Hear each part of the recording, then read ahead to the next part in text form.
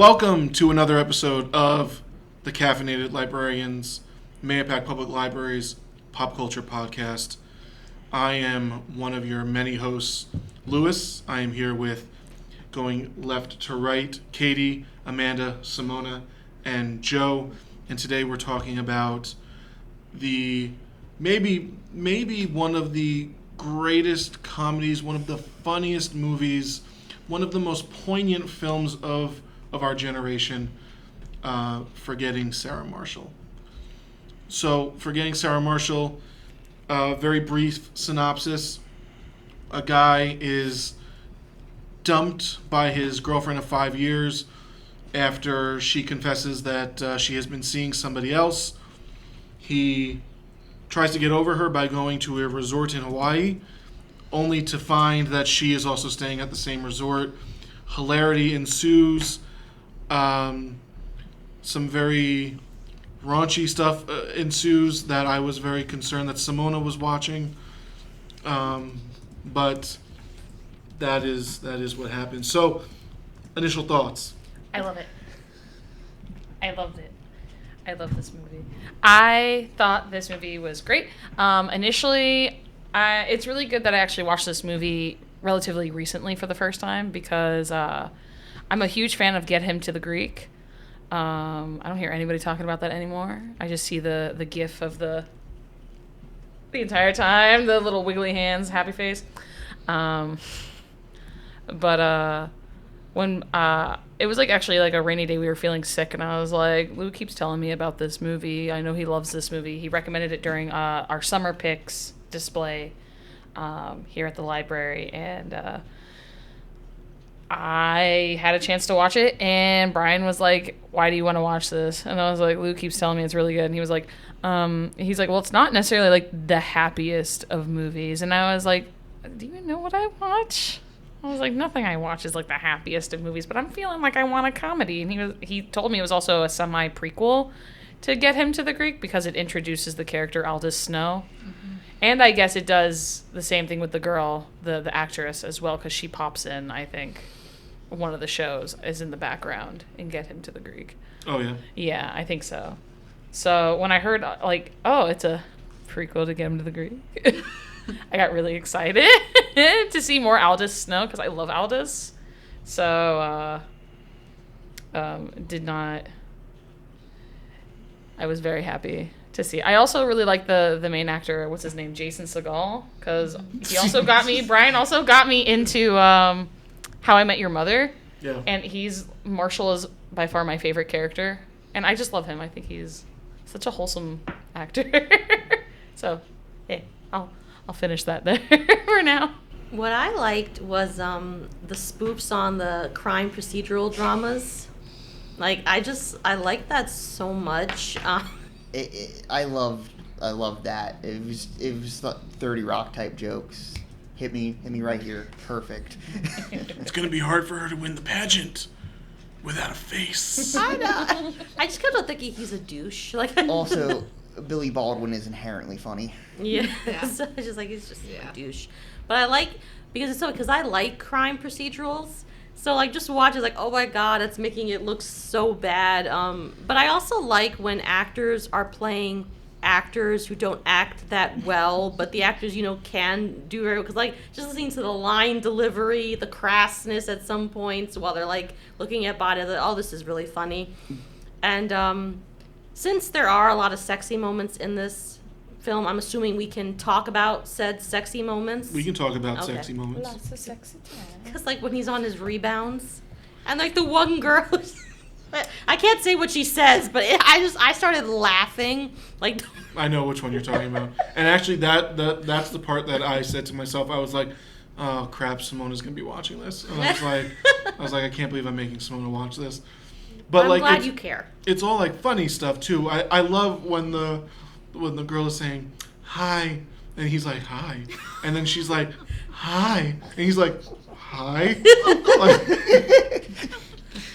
And she's like, do you want a gag? He goes, he's like, kinda now, yeah. And also, I loved his stepbrother, and I like how we keep on it says, "You're my stepbrother," but it's how I noticed that too this time. It's funny you say that. I was Yeah. like, they really like are they Leaning really into it? Yeah, they really like went out of Yeah. their way to point that out. Yeah, so Like- it's almost like they're not supposed to be close, but they are. And I loved his wife, and His wife was great. Oh I my loved God. her. I just loved watching Bill Hader in this role. I mean, yeah. It's so funny. You can tell they used like every single line he improv'd. Oh, yeah. Like, Yeah. Oh, he improv?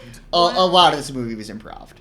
Oh, Yes. One okay. of my favorite scenes with him in it is when Peter's at the resort and he's walking out with him on the phone, and he sees them at the hotel room, and it's like he puts the phone down after saying, I'm going in. And all you can hear while he's talking is Bill Hader yelling at him through the phone. I died laughing. It was great. So here's a question. If one of you guys knew that your ex was staying at the same resort, would you leave the resort, or would you like stay just to see what would happen with their like current No, love interest? if the resort was big enough, I could easily avoid somebody that I didn't want to be in the same. Why would I leave? Why? No, I was here first. Also, that resort was beautiful. Yeah. Yeah, it was. I wouldn't go anywhere. Okay, we are wanna go. ignoring that he knew full well that was her spot, more or less. Yeah. He was like, "Oh, she recommended it to me." Yeah. Like, he was screwing up from the beginning there. Yeah. Alright. That is true, but like his brother was assuring. Didn't his brother say like, "What are the chances Yeah. that she'll be there?" And then Yeah. like she showed. Yeah. Oh my lord, that was funny. Oh my god. This movie's pretty great. I mean, yeah. Jason Segel giving like one of the most accurate depressed guy performances I've seen in a while. I'm gonna be honest. I think the thing that upset me most was the big bowl of Fruit Loops. For some reason, I just saw that and I was like, "Oh, this guy's not living right." No, This is- it's a lot of Fruit Loops. yeah. Yeah. For some reason, I thought it was a dog ball, and I'm probably the only one who did. Cause It's a salad bowl. yeah, I don't know why my mind went to dog bowl It's because a big bowl for a dog, Simona. there are Big dogs. thank you. There are big dogs. No, for some reason because like It's a huge bowl. Have you seen Whatever, like, I'm bull entitled. mastiffs? Their big old mouths. I'm entitled to be wrong every once in a while. I'm so sorry, It Lou. happens, I know. Yeah, I know. But I was kind of thinking that was so gross. Like a part of me was like, that's just so gross. Never mind that it was a lot of shit. I was like, that's gross. I don't know why I couldn't get over that scene with the whole. That's just Brian sat next to me the entire time I looked at him because I feel like it would be something he did, and he goes, "Yep." He's got the right idea. He's like, I do that, it would last me a day. And Yeah. it's like, you're nasty. Does anybody else have those? I mean, all my cereals in containers like that. No, I've never used containers like that for my cereal. It My seems mom like had the them. right way to do it. Honestly. Yeah. No, I think it definitely makes sense. It's sort of like I feel like I grew up and had it was a strange house because like I remember my aunt bought like what did she buy like fairly recent like a actual like salad bowl, like I guess a bowl for salad with like the spoon and like because I would just use other bowls like I didn't really know there was like just strictly a salad bowl. And there was another thing she bought me that I've never used in my house. Like I know there are things where you can store your bread, like actual like, is it like containers to store the bread? But we don't use that in my we just have a cabinet where the bread is wrap it kept. up. Who uses a bread box? Well, I don't know how many people do, but it's Well, there's not that something really I cool ever. one. I didn't even know that was a thing. I want one now. There's this Yeah. new organizational device. I don't know if it's new. Could be old, and they're just repurposing, saying, "Look at this," where it's like a cube, like a really long cube, and you stick the bread with the bag, and you just have to pull the bag up to get your slices of bread, and that's it. And there's a lot of now, I guess.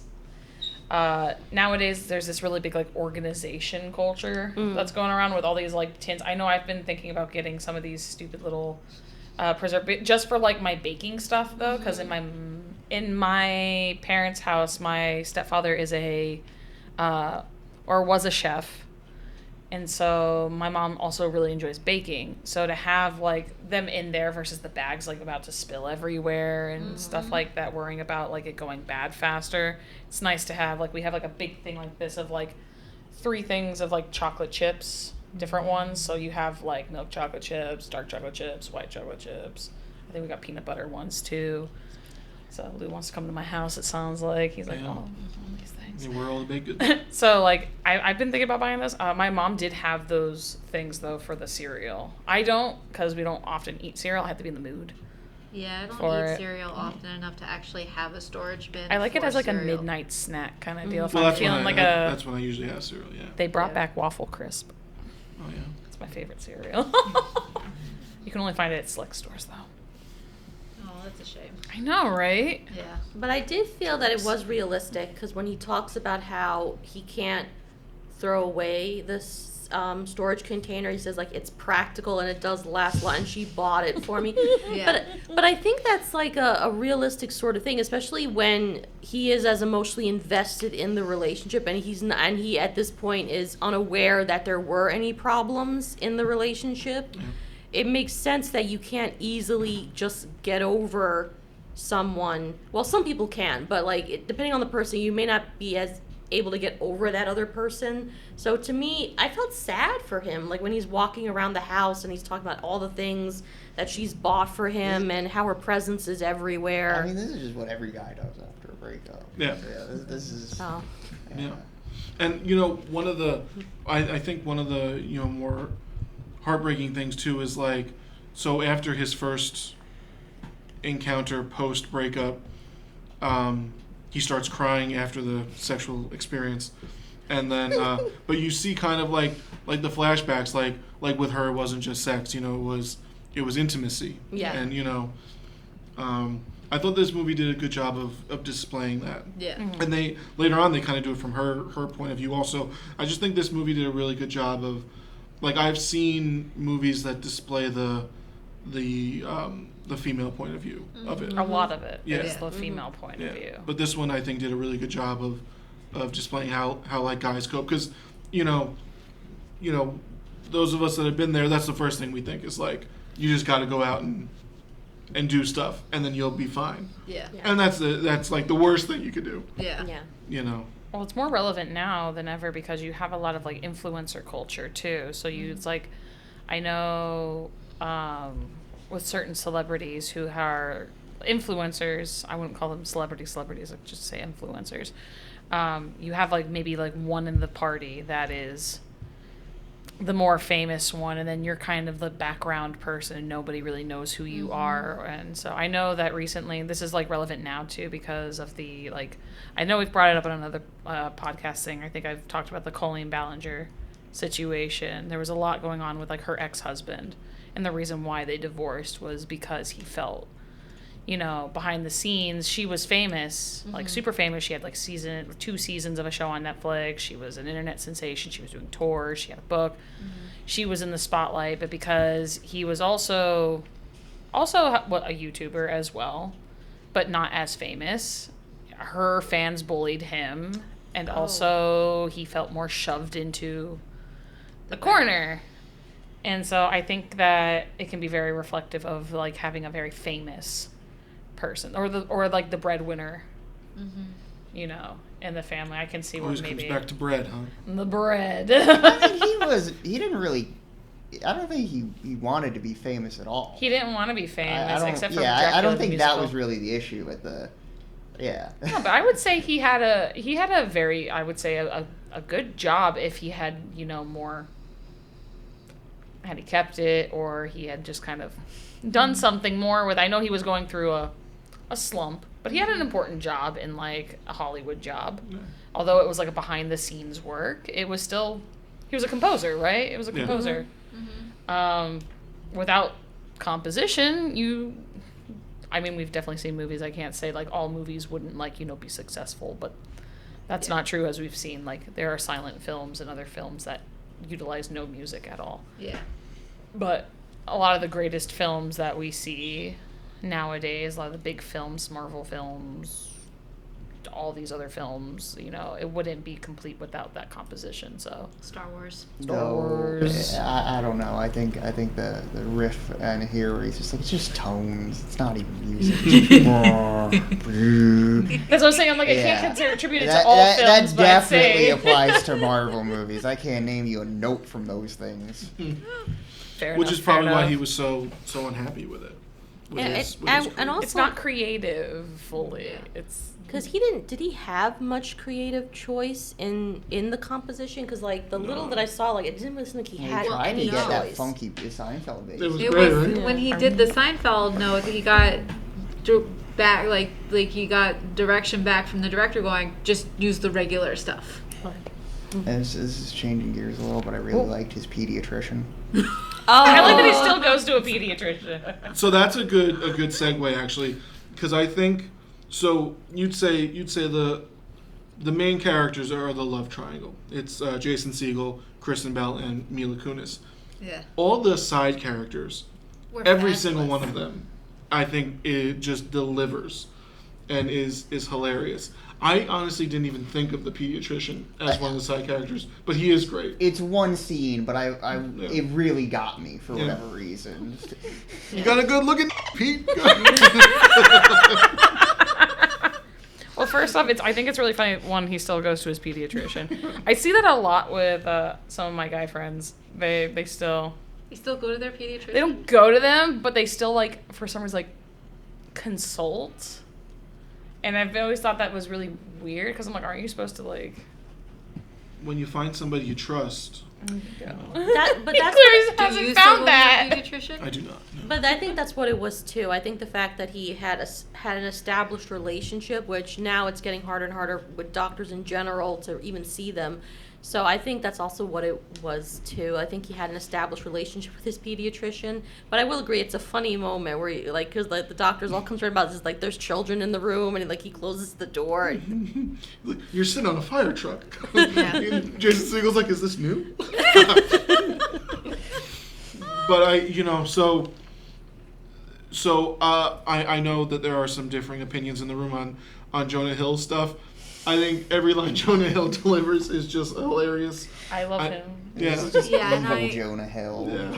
Just- I mean, and I don't agree. I find Jonah Hill to be just too cringy, and I just couldn't watch him. But everybody else, all the other He's side supposed to be characters- like the cringy fan. I understand he's supposed to be like that, but I don't like watching it. I just liked when he was like, is your wife coming?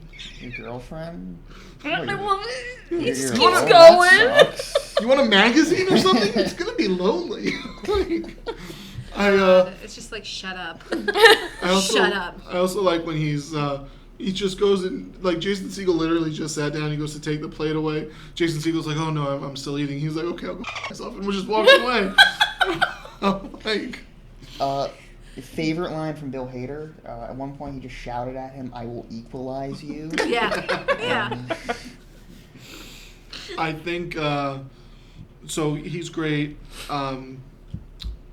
We'll talk about Aldous Snow in a minute, but I think the character that really did it for me, the side character, is Paul Rudd. Yeah. Aww. Yeah, I think every Paul Rudd line is just I think I've quoted Paul Oh, Rudd the in surf forgetting- instructor? Yeah. The surf instructor who keeps forgetting who he is? Yeah. He's like, I literally saw you yesterday. If you got bit by a shark today, would you stop going surfing? Like, yeah, Yes, probably. I kind of have to disagree. I think my favorite side character was Daryl. He was played by Jack McBrayer. Yes. I thought the fact that mentioned they that, too. started off being in What was it? he plays a newlywed Yeah. who is on his honeymoon with his new bride and everything, and they are so happy. But he is concerned that he cannot perform or satisfy her. Yeah. And so it starts off from being this very happy couple to slowly him like every time they have like a guy like at the bar scene, like Yeah. they're at the bar, he's just getting more and more upset. Slowly He's going slowly insane. he's like, I don't know what I can do. And then they figure the problem out and he just Well, come in Aldous Snow for the win. Right, he Help helped him out, Yeah. but still, it was like, oh no. Yeah. And Jack McBrayer, my initial view of this actor is he always plays very nice characters. Like Yeah. 30 Rock is where I think Kenneth. everyone knows him from Yeah. is Kenneth. He also played Fix It Felix in the Wreck-It Ralph movie. So those are two characters already on the top of my head that I was like, oh, he just plays like a nice innocent Yeah. like boy. And this one, he's just talking about how he's trying to, he can't perform, but he's still being like really nice. Jack McBride here, and I'm over here like, oh no. I'm like, I've always wondered what would happen. And I like how there are hints that things aren't well even before he's explaining what the issue is. Like when he sees them again and like that, I was like, oh, okay, something's not right. And then you figure what it is. Yeah. It's just such a slow burn with him. And it's just like, I don't know what to do anymore if I'm happy with this. And it's everyone having an issue with something romantic related. And I absolutely, except for I think, I guess you could say the waiter is dealing with his own feelings, his extreme feelings towards Aldous and stuff like that. And it's like you kind of forget a little bit about like, you know, what he's going through. But at the same time, I think they just amplify what he's going through. Like, things could always be worse. You could get married and be with someone who is clearly not meant for you. Or you just, the nervousness of being married, or The like anxiety. chasing someone who's starstruck, or, you know. And that's why I think Mila Kunis was actually, like, we haven't really touched on Mila at all.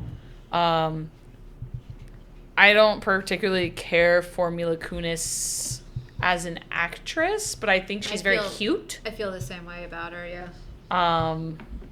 I know her from like a lot more TV stuff versus movie stuff. That 70s show. Yeah, and I thought she was great on that, but that's like a character she plays. Yeah. Versus this one. And I think she's very pretty, and I think she's super cute. But her character was like perfect for him. I felt like molded for him. Yeah. Everything he needed. Yeah. And I thought that was great. Someone who accepted the fact that he made Dracula the musical, which I really want to see. Though, was I the only one that when Or he puppets. started singing about it, thought about the Muppet, the Count, when he started singing? I think that's what he was going Yeah. for. Yeah. Died when I heard him sing. Yeah. This is like one of those things though where you know how like it's Always Sunny in Philadelphia, they do the night the Nightman Cometh, and there's fans that do live performances of the play that Charlie puts on in the show. They do it like yearly or something like that. Like a bunch of fans get together and they do the play. I feel like That's amazing. his thing needs to be something I need to physically see, because the movie sold it for me. Yeah. And I need to get like 5 tickets. I'll see it every day of the week. I'll be obsessed. I need to film it. I need it. That was my favorite part, is him like singing the song in the bar or Yeah. karaoke. And she's like, sing, do it. I'm like, oh, this is me, but for real. And I think, you know, you touched on Mila Kunis a little bit there. I think her character came along at just such a perfect time for him, because he was kind of just in the dumps and everything like that. And, you know, where Sarah kind of like maybe didn't always support his dreams and what he wanted to go for. No, she didn't. You know, Rachel was more like, Understand. yeah, do what makes you happy and stuff like Yeah. that. Yeah. And the part where they go hiking, right? Yeah. And then he struggles jumping into the ocean. She yells something at him. She says, I can see your hoo-ha. Yeah. So there was this girl in college that I was very close with. And whenever she wanted me to do something that I was very much not willing to do, she would scream that at me. Oh, no. Very, very loudly. Yeah. Just let everyone know. Yeah. So that always brings back fun memories. There's a good line in that scene where he's like on the verge of tears and he's like, oh God, I made her kill herself. I wanted to get back to, you brought up the married couple. I love them so on the honeymoon. much. They are my favorite. And so he's struggling. There's the part where he's hitting himself in the face with his hands. Yeah. And he says like, off to find the magical. Yeah. What's funny is that he's sitting there and stressing out about this. But then his wife comes up to him and is like looks extremely happy. Yeah. And is like, "Are you ready to come back to bed?" Like, and she says it in a seductive way. Yeah. And it's kind of like a perfect like, wow, he's in his own head. Yeah. Needs to get out of his own head because she actually doesn't see any of these issues that you have right now. So it's like a good like lesson in like. Are they? It's a also, good reversal. Yeah. Are they also supposed to be very religious? Yeah. Yes. Okay. All right. That's why he wears polos and khakis and a I fanny did pack. just write down in my notes at one point, poor non-premarital sex people. Yeah. Well, it's funny, the scene that they show, he's wearing his little striped pajamas and he's just on top of her, and it's just it's the funniest scene to me because it's the most awkward, like, intimate scene I think I've seen in a long time. What's the line? If God made mouths down there.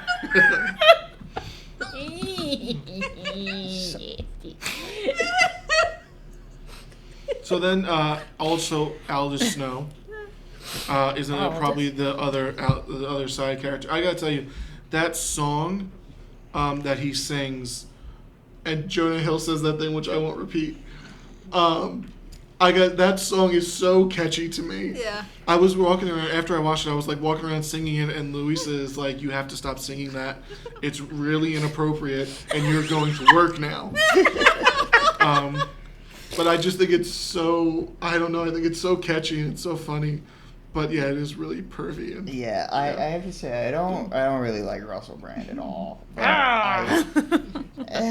I liked him in the beginning, but then he kind of... But he's used well here. He is funny in Yes. this movie, and like I thought, just like the opening song bit, we got to do something. yeah. Doesn't tell you what. Yeah, I thought that was. I'm sorry, Amanda. I thought it was funnier than any of the songs in Get Him to the Greek. Oh, this song? No, hands down. I thought it was great. I'm not going to lie. When Get Him to the Greek came out, I actually enjoyed the soundtrack. Mm-hmm. I don't know who wrote the songs and who, like, really came up with the melodies from. I actually thought they were all, except for, like, we all know that we're not supposed to like African Child. But most of the songs actually were pretty catchy and funny. I thought they were really good, and it had that rock star, like British rock star feel to it. Yeah. So when I was so happy to hear another Aldous Snow song. I remember, like, Brian hates the music from Get Him to the Greek, but I'll like sing Fuzzy Walls all day about when they're having like their acid trip and they just the walls. I just don't get why they didn't cast somebody other than Jonah Hill. I was so confused by that. I thought I looked at Brian and I was like, is he the same guy? Is that like him younger? And maybe this is where he meets Aldous Snow, and then he's just like a crazy fan, and then he learns to mellow out and actually gets into the music industry? And no, it's just different names. I was like, boo. So this one, because I've never seen Get Into the Greek. So this is like a sequel or It's it's a prequel in a sense because it introduces this Aldous Snow character. I know this is a weird picture to have on my computer of Aldous Snow, but it is. It's the chess set. When he's talking to Jack. No, Aldous Snow is supposed to be this like British rock star who is just on drugs, an alcoholic, going through a rough marriage, and Get Him to the Greek. This is like before that. It just establishes the character. I feel like, but it's the same universe because they use a lot of the clips from like the TV show that the girl is in Get Him to the Greek. Yeah, they just have Jonah Hill in it as a different guy. Yeah, just makes no very sense. silly. Oh, okay. One thing I thought was a really smart move this movie did is giving Sarah that scene where she kind of tears into Peter and like sort of explains like, yeah, like this is not an easy relationship. Yeah. Like, Yeah. and I think that's a very smart scene. I think I think it goes a long way, Yeah, I agree. And I think a lot of the time, we're sitting here and we're thinking like she's this evil person, but there were two people in the relationship and it doesn't, it's not all on one person and everything like that. Granted, it doesn't really ever make it okay to cheat or anything like that, but you do understand, you're able to see, and I think it was important for Peter to kind of realize that he wasn't perfect in the relationship, and that kind of helped him grow. I really don't like the part where, him and Sarah almost get back together. Oh, yeah. Just because I hate when I didn't he want ruins that. things with Rachel. Yeah. But at the same time, it's like he needed that, and I think the writers needed that in order for Peter to kind of grow for himself and grow without another person. Yeah. I just, I think it's a really smartly made movie, and I think it's Well, it was a it was executed very well. yeah. Yeah. It did a good job making it not feel so one-sided. You get one character, but at the same time, yeah, as you said, like having both be able to speak their piece about it was great. It's like I really didn't like that. I was starting to hate the movie when it felt like they were going to get back together. I kind of hated that she was feeling jealous about it. Yeah. I was like, you don't have a right to feel jealous about this. I'm like, you're the cheater. But at the same time, I understand that, it's hard when, how long was their relationship? 5 years. 5 years. 5 years. To break a 5-year relationship, that's a long one where, there was a lot of love somewhere in there. And, And as much as- it's not going to go away overnight. You can, put it in the back of your mind, but it's always going to come back. Yeah. Yeah. You're going to remember, oh, well, he wasn't bad to me necessarily. We just weren't. Yeah. I like There. I like how the flashbacks were edited in. It was Yeah. it was kind of like, I don't know, there weren't the big flashback like, oh, it's gonna be all gauzy and stuff. Yeah. I don't know. It was just dropped in, kind of just like, yeah, here you go. It's just going through his head right now, and good editing choices. And what I also like about, just to add to your point, Joe, what I liked about the flashbacks as well is that they showed different perspectives of the relationship, depending upon who was having the flashbacks. You were looking at the same relationship, but you got different sides to it, especially since the movie started where the relationship was ending. You don't really know what made the relationship end, and the flashbacks were very helpful with context and filling in the blanks. Can we talk about the scene when Russell Brand's character has to change his shirt to the one that... But can I honestly say, I She actually buys him thought the shirt and he Sarah's thinks shirt he- was better than the one he was going for. Yeah, the one he was going for was just That awful. looked like something Well- you're going to The one he was going for was his rock star persona. Yeah. I was To be like, fair, she has. I would love to get Brian in a Hawaiian shirt. I can't do it. He won't do it. I like when he's It's my drinking dream. the cranberry juice and he's like, "Oh, take my eyes, but not the shirt." Yeah. It's just great. It's just great. So, final thoughts? It was a fun movie. I enjoyed every minute of this movie. I would hands down watch it again just for Jack. I need a spin-off. Like a little short of how things are going. there were a lot of entertaining moments. Pretty great movie, this kind of fits that mid 2000s comedy vibe perfectly. This is a great, just it's on in the afternoon, I'll watch that kind of thing. I felt like they had fun. Great time. Yes, yeah. And just I don't know, even sometimes these movies are a little too heavy on the ad libs and they leave everything in, but here it worked. What can you say? Bill Hader really didn't need to do more than ad lib while he was talking to him on the laptop or the phone. Those were literally teeny tiny minutes, and you can just ad lib your heart out. Yeah. But yeah, and just I don't know, like I said, it makes a lot of smart choices too that I think really pay off and and turn it from something that's just all right, there's good jokes in here, to nah, this this, I think for a breakup movie, this hits. Yeah. All right, well, thank you all for taking time and watching it and giving thoughtful comments on it. And thank you all for listening and watching. Once again, we are the Caffeinated Librarians. We air episodes weekly, so check us out now on Spotify and wherever you get podcasts. And we also have a video podcast on YouTube, so like and subscribe. And we'll see you guys next week.